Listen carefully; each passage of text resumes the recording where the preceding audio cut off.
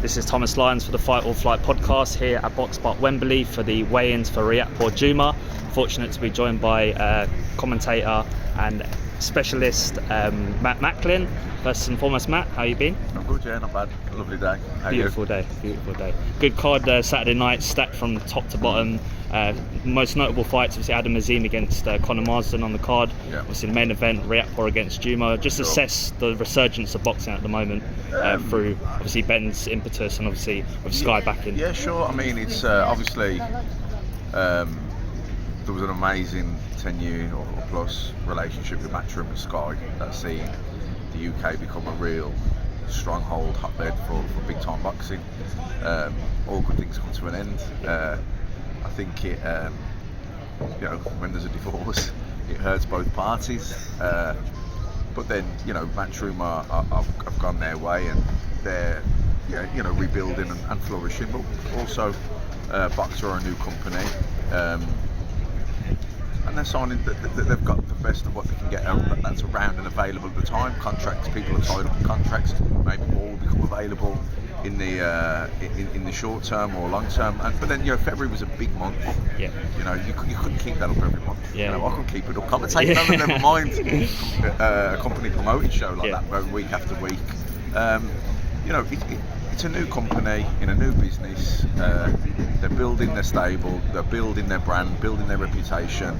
They've got a contract with Sky Sports, which is a machine in the sports world. The Sky Sports News, you just can't underestimate what a powerful tool that is.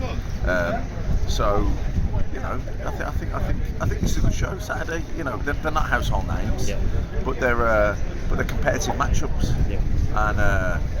and I think that it's in a healthy place with a lot of room to grow. But as anything would at the start, I think, but so far so good, and I think it's only going to get better and better. And people are going to, they're young and they're fresh and they're new, so they're a little bit green in some areas, but they're learning on the job, as everyone does when they start out.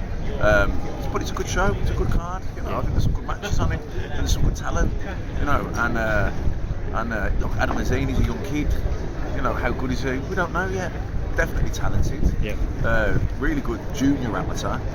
Turn pro young, but you don't need to rush a kid like that. And it's actually quite a big step quite quickly in his career, considering he's only his fourth fight and he's going in. So it's and look, we're not going to oversell it either. He's not boxing a world beater, but for his fourth fight, it's a good step. So I think they're moving in the right direction, and I think there's going to be some bigger shows ahead as it keeps growing. It's refreshing to see as well, especially with Boxer, investing in the young talent, but also keeping that business model. Obviously, Brooke Khan the other week, what a fantastic fight that was. So again, kind of the main prerogative is getting the big fights on the big stage. How do you kind of see the next 2 to 3 months unfold? Obviously, you've got Probellum, you've got all these other major platforms. So that's where you want to be. You want the Brooke Khan fights, you want the pay-per-view events. That's the big time boxing. That was really a fight from yesterday, wasn't it? That landed. There was a bit of luck there with that one. But like I say, Boxer, they're fresh, they're new, they're starting out. Lots of fighters are in contracts, so they're doing the best they can with what's available for now. What you can't, and then you learn and you get better and you improve and you evolve. No one starts out in a business and a finished article, are they? Or no one starts out in a boxing career. Adam Azim isn't a finished article. So that doesn't mean he's not going to fight. You know what I mean? He's got to get going and get learning and improving and growing. And that's what's going to happen now. It's a new era, a new deal with a new company, and look, Sky are going to be a massive help to the promotion because they've got behind them. So they're banging it out on Sky Sports News. You can see it. So that these guys that are unknown now, that are getting the spotlight and they're getting exposure that they wouldn't normally have got. As long as they keep winning and improving, they're going to be tomorrow's stars. We're not there yet. Like Khan Book, that was really from before, and luckily it landed. And Josh Taylor, he Catterall, that was a fight as well. That was look, they're two guys in their prime. Look, the decision, whatever. But that was a great fight. I do want to touch on that fight. Obviously, the larger consensus was the scorecards weren't exactly what people had envisaged from watching the fight.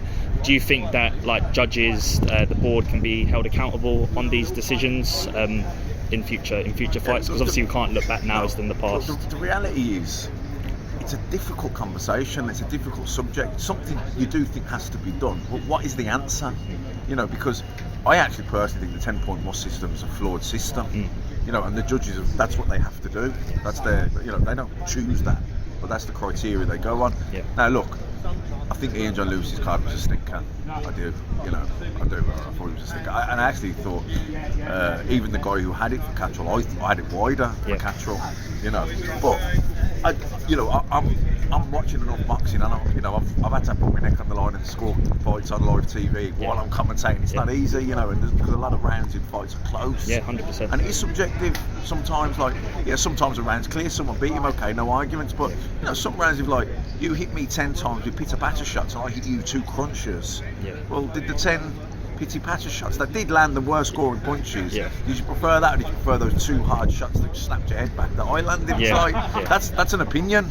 You know, that's not like, you know, you could argue, he was busier, he hit with those 10 scoring shots, they were still scoring shots. Yeah. And I'm like, yeah, but they didn't really hurt. Those 2 crackers knocked his head back and buzzed him. Yeah. You know, so, you know, it's not. Look,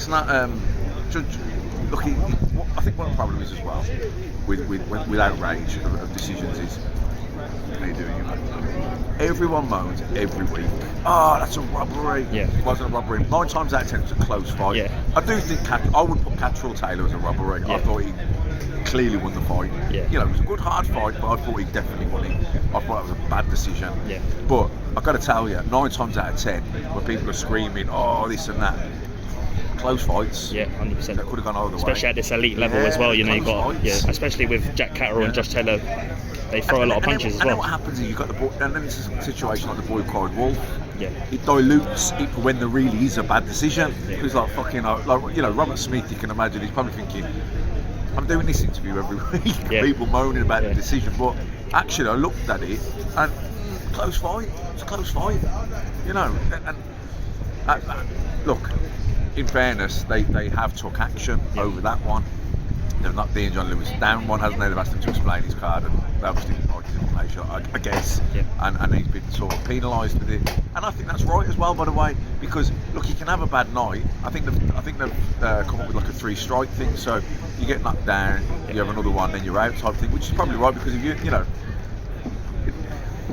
know, you're supposed to be an expert as well, and I know that means you've got an opinion and everything. But if you keep having stinkers where there's an inquest called, and you're all coming up, maybe you're just incompetent, and maybe you shouldn't be judging fights at this level. Yeah. So I think that's a fair decision. And just one last one before you go. I know the weigh-in's going to be starting shortly. One fight I know you're definitely going to be taking intrigue in: Katie Taylor against Amanda Serrano. Massive undisputed fight. I suppose kind of a global marquee fight for women's boxing. We already know the position women's boxing is. Ebony Bridges fighting for the world title this weekend. So just assess the fight and also the position of women's boxing at the moment. Women's boxing is booming, but you know, it's booming in large part to Katie Taylor because she has been the trailblazer. Yeah. You know, she just has. That's a fact. And probably a once in a generation talent, really. Listen, she's looked a little bit tired lately. She's 35 years old. She's had hundreds of amateur fights. You know, she's had so many fights as an amateur at a level as well. You know, constantly at that level. World Championships, one after the European Championships, 2 Olympics. You know, professional fight, hard fight after fight. So, you know, she's looked a bit tired, hasn't she, recently? Her last couple of performances were below par. Is she tired? Is she old? Is she overtraining? Does she need to be pressing things up now? She's at that stage in her career. Or maybe she's just not quite up for those fights. It's hard to get up for every fight, every time when you're at a level, but she's definitely going to be up for Serrano. And Katie Taylor's the better fighter. Yeah. So as long as she's not at the wrong end of the, you know, as long as she's not old and tired or doesn't get her old overnight, as long as she can get up for this fight and perform how we know she can, then she wins the fight.